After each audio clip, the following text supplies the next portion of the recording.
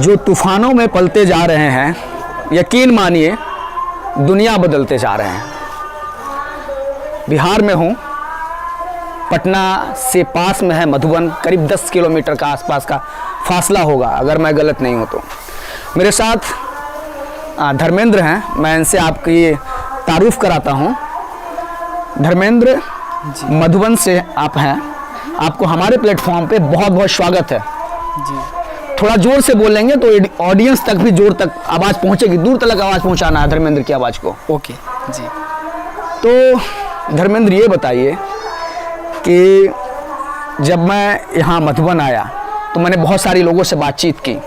मुझे जो जानकारी मिली कि धर्मेंद्र यहाँ पर जो मुसहर टोली है उसमें पहले ग्रेजुएट हैं, क्या ये सच है? जी सच है, सच है, एकदम सच है। अच्छा, ये जो सफ़र रहा है धर्मेंद्र का, कि मैं चाहूँगा अपने जो कैमरे पे मेरे साथी हैं नीरज प्रियदर्शी जी, कि वो तमाम और भी शॉट्स दिखाएं कि ये कहाँ रहते हैं नीरज, कि इस जगह से निकल करके सपनों को उड़ान देना ये धर्मेंद्र ही कर सकते हैं। और हम बहुत सारी कहानियाँ सुनते हैं धर्मेंद्र, बहुत सारी फिल्म देखते हैं कि नहीं आप? देखते हैं। फिल्म देखते हैं तो उसमें लगता है कि एक छोटा आदमी बड़ा बनता है और फिर वो समाज के लिए एक आईना बन जाता है। हमारे लिए, जो मैं मानता हूँ, मेरे लिए चिराग पासवान, तेजस्वी यादव राजनेता हो सकते हैं, लेकिन मैं जिसके साथ खड़ा हूँ ना, वो हीरो है, इस जगह का हीरो है। और धर्मेंद्र की जो उड़ान है, ये धर्मेंद्र कहाँ तक जाएगा, कहाँ क्या क्या सोचता है धर्मेंद्र। पहले ग्रेजुएट बने, मुश्किलें बहुत रही, हम मुश्किलों पे बात करेंगे, लेकिन धर्मेंद्र कहाँ जा रहा है, किस तरफ जा रहा है? देखिए, मेरी जो आज हमको ये कहने में दिक्कत नहीं होगा, संकोच नहीं होगा कि हम मांझी समुदाय से हैं। हम गर्व से कहेंगे कि हम मांझी समुदाय से हैं। और हम अभी तो ग्रेजुएशन में है, लेकिन हमारी जो सोच है कि हमारे जैसे बहुत ऐसे युवा हैं, तो हमारी जो सोच है कि हम अपने ऊपर आत्मनिर्भर बनना चाहते हैं और हम बिजनेस कुछ करना चाहते हैं और अपने पैर पर खड़ा होना चाहते हैं।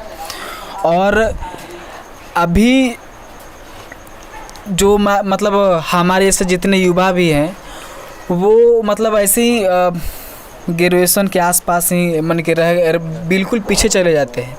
मतलब वो 8वीं क्लास तक कुछ और रहे, कुछ 10वीं में छूट गए, कुछ इंटर में छूट गए। बहुत कम परसेंट ऐसे युवा होते हैं जो ग्रेजुएशन में जाते हैं और अपनी पढ़ाई को पूरी कर पाते हैं, जारी रखते हैं। तो उनके पीछे बहुत सारी आर्थिक चेंजेस भी आते हैं, कुछ सामाजिक तौर से भी परेशानी भी मिल जाती है, जिनसे वो हताश होकर वो खुद को अपने पीछे कर लेते हैं और कहीं अलग रास्ता को भटक लेते हैं। तो हमारी जो अभी उड़ान है, वो मैं सोचता हूँ कि मैं एक बड़ा आदमी बनूँ, बिजनेसमैन बनूँ, जो मेरे परिवार को सही रास्ता दिखाए और उस रास्ते पर मैं परिवार को आगे तक लेके जाऊँगा। ये मुझे उम्मीद और पूरा विश्वास है। ये क्या खूबसूरत बात कही यार धर्मेंद्र। ये 5 फीट 4 इंच का जो आदमी है ना, इसके सपने की उड़ान बहुत बड़ी है। वो ये कहता है कि मुझे सिर्फ नौकरी नहीं चाहिए, मैं ये बदलने चला हूँ, ट्रेंड बदलने चला है। और हमारे समाज में, हमारे लोगों में ये बड़ी रवायत रही है कि उसके गुजरने के बाद में जब सब कुछ खत्म हो जाता है तो उसके बाद में हम उसके बारे में बात करते हैं। आज जो ये लड़का है, तो ये सोच रहा है कि सपने की उड़ान को बहुत दूर तक लेके जाना है, और इसके पास वो पूरा रोड मैप भी है कि नहीं, हम इस तरह से चीज़ों को करेंगे और खुद स्वावलंबी तो होंगे ही, तमाम लोगों को हम बिजनेस आइडिया मॉडल भी देंगे। और उसके साथ साथ एक जो बना हुआ है कि नहीं, ये खेत में ही काम करेंगे, इनकी उड़ान यहीं तक है। तो दरअसल ये मेरा इंटरव्यू इसलिए भी अहम हो जाता है कि धर्मेंद्र के पास जो हौसले हैं, मुझे लगता है कि जो कॉन्स्टिट्यूशन बनाए थे अंबेडकर साहब, जिसके कॉन्स्टिट्यूशन में रोल बड़ा अहम रहा था, जिस समाज से आते थे, जिस जाति से ताल्लुक़ रखते थे, लाल बहादुर शास्त्री जो 2nd PM बने देश के, कद काठी छोटे लेकिन हौसले बड़े। तो धर्मेंद्र से तमाम बात करेंगे और थोड़ा हम घर में भी आपके बैठेंगे, वहाँ पे बैठेंगे और थोड़ा हम बैठते हैं आपके खटिया पे बैठते हैं। तो आप ये बताइए धर्मेंद्र, बैठते हैं, ये बताइए कि जैसे समाज में बहुत सारी तब्दीलियाँ होती हैं, बदलाव आते हैं, तो धर्मेंद्र को क्या लगता है कि उन सभी जो ड्रीम हैं, उन सभी को पूरा करना है, मम्मी को अच्छी लाइफ देना है ना, छोटे भाई बहन को आगे लीड कराना है, सोसाइटी को लीड करना। इतनी शक्ति, इतनी ऊर्जा कहाँ से आई धर्मेंद्र में? किधर रखे थे सहेज के भाई आप? देखिए, जहाँ तक जो मेरी सोच है कि मेरे साथ, क्योंकि अगर हम सोचे कि हम आगे बढ़ गए, सब कुछ आगे, सब कुछ अच्छा होगा, ऐसा नहीं होगा। हमारे साथ बहुत लोग हैं, हमारे पीछे बहुत लोग हैं, उनको साथ में लेके चलना पड़ेगा, तभी एक विकसित समाज बनेगा। मुझे लगा कि हम इस टोला में अभी जो सबसे आगे हैं, मतलब पढ़ रहे हैं, तो हमारी जिम्मेवारी नहीं है कि सिर्फ हम पढ़ लें, हमारी जिम्मेवारी ये भी है कि हमारे टोला के बच्चा पढ़ेंगे कैसे, उनको भी आगे ले जाए। क्योंकि बहुत हम देखते हैं कि माता पिता जो हैं उतने पढ़ाई को लेकर सीरियस नहीं हो पाते हैं, लेकिन कहीं ना कहीं कुछ दिन तक उनको रेस्ट में लाया जाए तो उसके ऊपर वो तैयार होते हैं कि अब हमको बच्चा को पढ़ाना है। तो हमने भी ये सोचा कि चलो हम पढ़ रहे हैं, उसके साथ अपने बच्चों को भी पढ़ाते हैं। तो हमने करीब 2015 से ही हम अपने टोला के बच्चों को जमा किए, एक जगह बनाए और उनको पढ़ाना शुरू किया। और उन बच्चों को मैं रेगुलर, अभी 2020 चल रहा है, रेगुलर मैं उन बच्चों को पढ़ाता हूँ। और जितने भी टोले के बच्चे हैं, अब हम कह नहीं सकते हैं कि इस टोला में कोई बच्चा है जो पढ़ने स्कूल में नहीं जाता है। वो सभी बच्चा स्कूल में पढ़ने जाता है और साथ में मेरे साथ भी बैठ के पढ़ता है।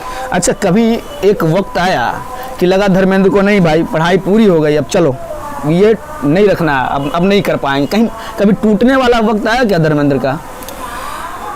टूटने वाला वक्त आया था जब मेरे पिताजी बीमार थे, हॉस्पिटल में थे, तो हमारे पास कोई चारा, मैंने कि पैसा नहीं था, हम लोगों से कर्ज भी लें तो कैसे लें, तो हमारे पास पैसे की बहुत कमी हो गई। तब हमको लगा कि चलो पापा को भर्ती कर देते हैं हॉस्पिटल में, हम चलते हैं कहीं काम करने के लिए, कुछ जमा होगा तब उनको हम इलाज करवाएंगे। उस समय लगा कि अब हम छोड़ो पढ़ाई, अब चलो काम करने के लिए चलो अब कहीं, तब जाके अब कुछ होगा, क्योंकि ज़िंदगी बचानी है उनकी। तो फिर भी कैसे भी कर्ज करके हम अपने पापा को इलाज कराएं, लेकिन पापा को तो बचा नहीं सके। अच्छा, जो कल का धर्मेंद्र था, जो आज का धर्मेंद्र है, चुनौतियां अभी कमी नहीं है धर्मेंद्र के पास, लेकिन हौसले की उड़ान बहुत बड़ी हो गई है। बहुत। आज धर्मेंद्र क्या सोच रहा है, अपने उस आइडिया के बारे में थोड़ा जल्दी से बताएंगे। देखिए, जो हमारा जो आइडिया है, मतलब थोड़ा सा ब्रीफ कर दो थोड़ा। जी जी।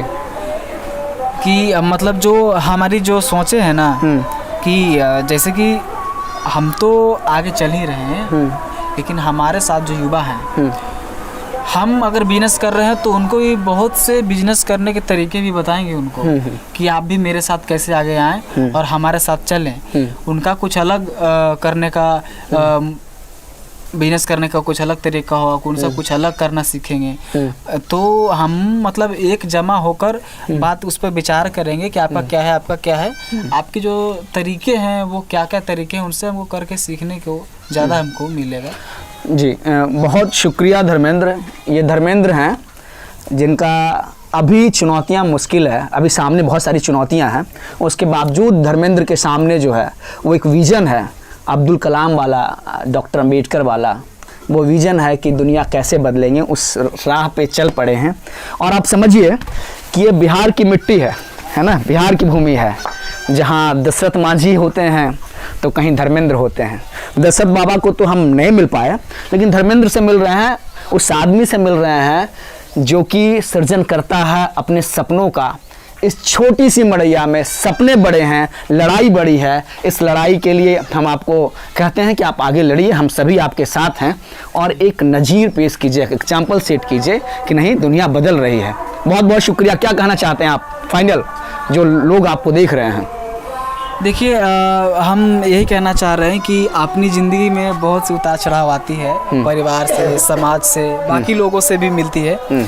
तो हमें अपने ऊपर एक विश्वास होनी चाहिए कि जो हम करना चाहते हैं वो क्लियर हो, और बाकी लोगों की मत मानो, सिर्फ अपने मानो, और खुद उस जो काम जो करना चाहते हो अपने भविष्य के लिए, वो उस पर लगा रहो, आप उस काम को करते रहो।